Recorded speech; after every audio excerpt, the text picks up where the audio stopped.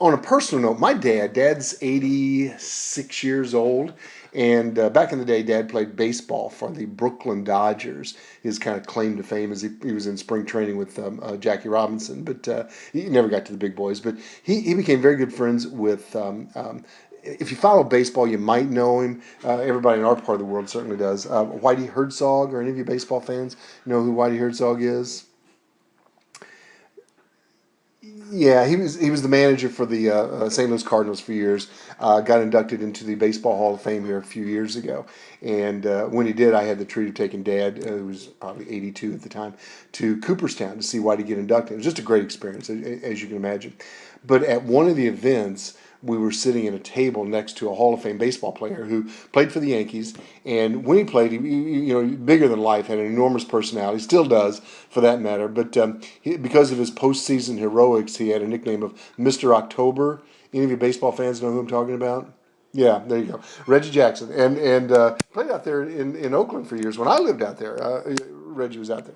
But Reggie had a tremendous career, first ballot Hall of Fame. He hits 563 home runs throughout his career, but he also has a record in Major League Baseball that he might just as soon forget. Um, any of you know what record Reggie holds?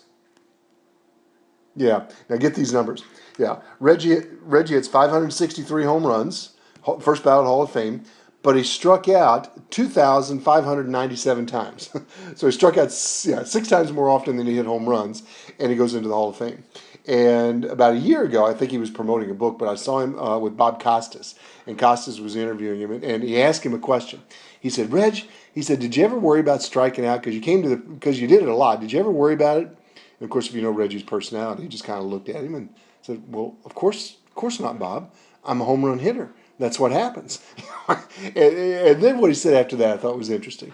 He said, "Bob, the day that I start worrying about striking out when I came to the plate would be the day that my career as a home run hitter was over. I'm never, ever worrying about striking out or what the consequences are, and always swinging for the fences."